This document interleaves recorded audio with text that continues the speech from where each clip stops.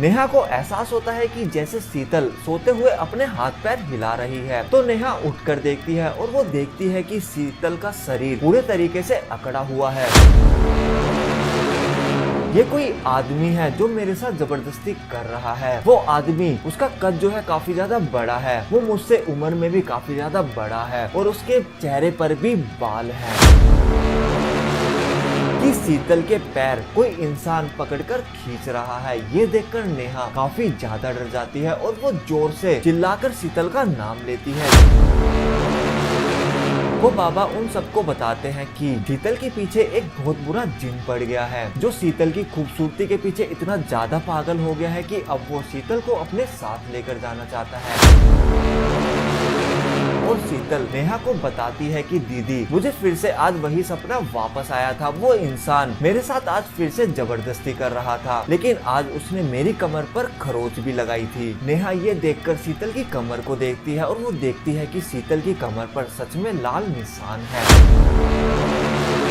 और उसके पापा ने शीतल के पास जाकर देखा कि उसके सर से काफी ज्यादा खून बह रहा था और वो तड़प रही थी। तो शीतल के पापा एम्बुलेंस को कॉल करते हैं और जल्दी से उसे हॉस्पिटल लेकर जाते हैं, लेकिन हॉस्पिटल पहुंचने में उन्हें काफी ज्यादा देर हो जाती है और डॉक्टर उनको बोलते हैं कि अब ये इस दुनिया में नहीं है।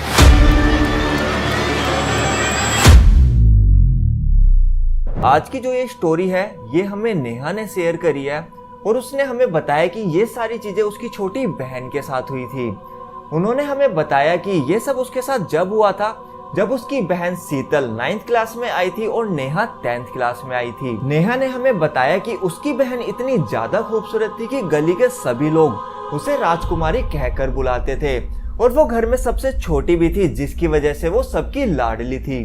लेकिन वो पढ़ाई में थोड़ी सी कमजोर थी, इसीलिए 9th क्लास में आने के बाद घर वालों ने उसका ट्यूशन लगा दिया था।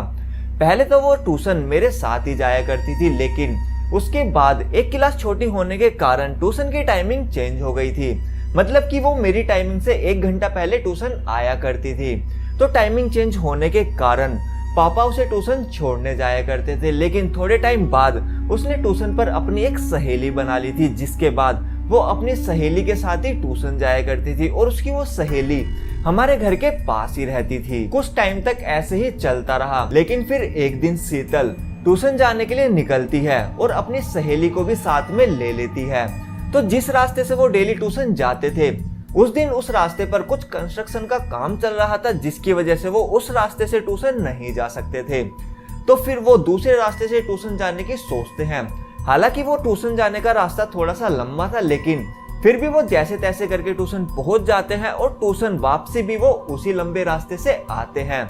लेकिन जब वो उस रास्ते से घर जाती है तो घर पहुंचते ही उसकी तबीयत काफी ज्यादा खराब हो जाती है और वो घर जाते ही अपनी मम्मी को बोलती है कि मम्मी, मेरे पूरे शरीर में दर्द हो रहा है और मुझे ऐसा लग रहा है कि जैसे मेरे कंधे भारी हो रहे हैं। तो उसकी मम्मी उसको बोलती है कि मैं तुझे दर्द की दवाई दे देती हूँ, तू एक काम कर, थोड़ी देर रेस्ट कर लियो।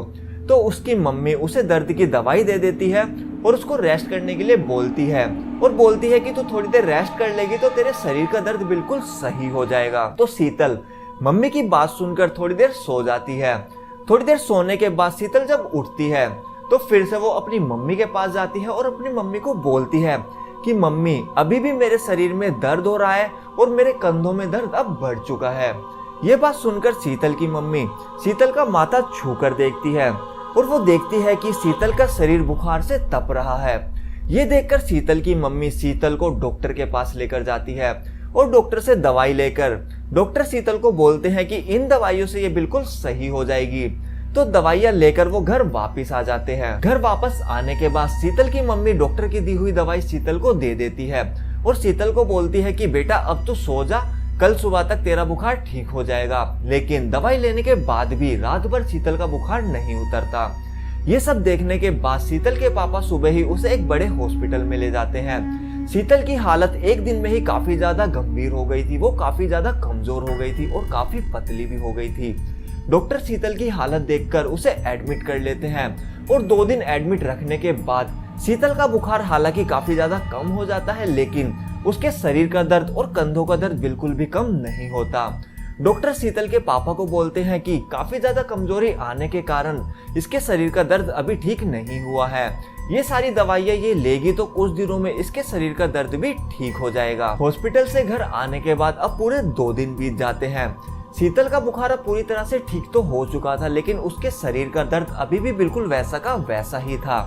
नेहा ने हमें बताया कि शीतल उसी के पास सोती थी, तो उस रात उनके साथ कुछ ऐसा हुआ जो कि काफी ज्यादा अजीब था। नेहा ने बताया कि शीतल सोई हुई थी और नेहा भी सो चुकी थी। रात के अराउंड 2 बजे थे। नेहा को एहसास होता है कि जैसे शीतल सोते हुए अपने हाथ पैर हिला रही है, तो नेहा उठकर देखती है और वो देखती है कि शीतल का शरीर पूरे तरीके से अकड़ा हुआ है। शीतल उसे कुछ कहना चाहती है लेकिन वो कह नहीं पा रही है। ये देखकर नेहा शीतल को उठाती है, तो शीतल अचानक से उठती है और नेहा को बोलती है कि दीदी मैंने अभी एक बहुत डरावना सपना देखा। तो नेहा शीतल को बोलती है कि कैसा सपना। तो शीतल नेहा को बताती है कि दीदी कोई इंसान मेरे साथ सपने में जबरदस्ती कर रहा था। नेहा शीतल की इस बात को इतना सीरियसली नहीं लेती है और शीतल को बोलती है कि सपना ही था, आ जाते हैं, तू एक काम कर आराम से सो जा। तो नेहा जैसे तैसे करके शीतल को सुला देती है। फिर अगले दिन नेहा अपनी मम्मी को बताती है शीतल के सपने के बारे में। तो नेहा की मम्मी नेहा को बोलती है कि बीमारी के कारण इस तरीके के सपने आ जाते हैं। तो नेहा को भी ऐसा लगता है कि शायद शीतल बीमार है, जिसकी वजह से उसे ऐसा सपना आया होगा। अगली रात फिर से शीतल सोती है और फिर से उसके साथ वही होता है जो पिछली रात हुआ था। फिर से उसको वही सपना आता है। फिर से वो रात को अपने हाथ पैर हिलाती है। फिर से नेहा उठती है और फिर से नेहा शीतल को उठाती है, लेकिन इस बार शीतल उठते ही जोर जोर से रोने लगती है और नेहा को गले लगा लेती है और नेहा को बोलती है कि दीदी ये कोई सपना नहीं है। ये बात सुनकर नेहा बोलती है मतलब मैं समझी नहीं। तो शीतल बोलती है कि दीदी ये कोई आदमी है जो मेरे साथ जबरदस्ती कर रहा है। वो आदमी, उसका कद जो है काफी ज्यादा बड़ा है, वो मुझसे उम्र में भी काफी ज्यादा बड़ा है और उसके चेहरे पर भी बाल हैं। मैं कुछ बोलने लगती हूँ तो वो मेरे मुंह पर अपना हाथ रख देता है, जिसकी वजह से मैं कुछ भी नहीं बोल पाती। मैं आपको देख सकती हूँ लेकिन मैं कुछ बोल नहीं पाती। शीतल की ये सारी बातें सुनकर नेहा थोड़ी सी डर जाती है, लेकिन वो फिर भी शीतल को बोलती है कि मम्मी ने बताया था कि बीमारी में ऐसे सपने आ जाते हैं, तो तू एक काम कर आराम से सो जा। तो नेहा जैसे तैसे करके शीतल को सुलाने लगती है और वो उसे सुलाकर वॉशरूम की तरफ जाने लगती है। तो जब वो वॉशरूम से उस रूम में वापस आती है तो वो देखती है कि शीतल के पैर कोई इंसान पकड़कर खींच रहा है। ये देखकर नेहा काफी ज्यादा डर जाती है और वो जोर से चिल्लाकर शीतल का नाम लेती है। नेहा की चिल्लाने की आवाज सुनकर शीतल अचानक से उठ जाती है और नीचे से उसकी मम्मी भी आ जाती है। नेहा मम्मी को बताती है कि मम्मी मैंने अभी देखा कि कोई इंसान शीतल के पैरों को पकड़कर खींच रहा था। वहीं शीतल भी अपनी मम्मी को अपने सपने के बारे में बताती है। तो उसकी मम्मी शीतल को बोलती है कि तू एक काम कर, आज रात तू मेरे साथ सो जा। तो शीतल उस रात अपनी मम्मी के साथ सोती है और नेहा भी। तो मम्मी सुबह होते ही शीतल और नेहा को लेकर एक बाबा जी के पास चली जाती है। वो बाबा जी काफी ज्यादा माने हुए बाबा जी थे। शीतल जाकर उन बाबा जी के पास बैठ जाती है। तो वो बाबा जी शीतल से कुछ सवाल पूछते हैं और शीतल से कुछ बातें करते हैं। थोड़ी देर बात करने के बाद बाबा जी अपनी आंखें बंद करते हैं और कुछ मंत्र बोलने लगते हैं। और थोड़ी देर बाद नेहा को ऐसा लगता है कि बाबा जी किसी इंसान से बात कर रहे हैं। उनको बाबा जी की थोड़ी थोड़ी आवाजें सुनाई दे रही थी, लेकिन बाबा जी इतना धीमे बोल रहे थे कि वो आवाजें काफी ज्यादा धीरे थी। थोड़ी देर बाद वो बाबा मम्मी को कुछ ऐसा बताते हैं जिसे सुनने के बाद उन सबके रोंगटे खड़े हो जाते हैं। वो बाबा उन सबको बताते हैं कि शीतल के पीछे एक बहुत बुरा जिन पड़ गया है, जो शीतल की खूबसूरती के पीछे इतना ज्यादा पागल हो गया है कि अब वो शीतल को अपने साथ लेकर जाना चाहता है। इसीलिए शीतल को कुछ ऐसे सपने आते हैं जो कि बहुत ज्यादा गलत है। ये सारी बातें सुनने के बाद शीतल की मम्मी और नेहा काफी ज्यादा डर जाते हैं। मम्मी ने बाबा की बात सुनकर बाबा से पूछा कि इसका इलाज क्या है, इसका हम क्या उपाय कर सकते हैं। तो बाबा ने बताया कि ये जिन बहुत ज्यादा ताकतवर है और इसका मुकाबला करना काफी ज्यादा मुश्किल है। लेकिन फिर भी वो बाबा मम्मी को 2 ताबीज दे देते हैं और बोलते हैं कि इन ताबीज को इसके एक गले में और एक पैर में बांध देना। मैं ये तो नहीं कहूंगा कि ये जिन इससे दूर हो जाएगा, लेकिन उस जिन की ताकत हो सकता है कि थोड़ी बहुत कम हो जाए। बाबा से ताबीज लेकर वो घर वापिस आ जाते हैं और मम्मी एक ताबीज शीतल के गले में पहना देती है और एक ताबीज शीतल के पैर में बांध देती है। और फिर उस रात शीतल नेहा के पास ही सोती है, लेकिन शीतल को फिर से वही सपना फिर से आता है और शीतल फिर से अचानक से उठती है और शीतल नेहा को बताती है कि दीदी मुझे फिर से आज वही सपना वापस आया था। वो इंसान मेरे साथ आज फिर से जबरदस्ती कर रहा था, लेकिन आज उसने मेरी कमर पर खरोच भी लगाई थी। नेहा ये देखकर शीतल की कमर को देखती है और वो देखती है कि शीतल की कमर पर सच में लाल निशान है। ये देखकर नेहा सीधा अपनी मम्मी के पास जाती है और अपनी मम्मी को सब कुछ बताती है। उसकी मम्मी ये देखकर काफी ज्यादा डर जाती है। ये देखकर वो उस रात नहीं सोए और शीतल भी पूरी रात जागती रही। जैसे ही सुबह होता है, उसकी मम्मी शीतल और नेहा को लेकर फिर से उन बाबा के पास जाती है और उन बाबा को पूरी कहानी बताती है।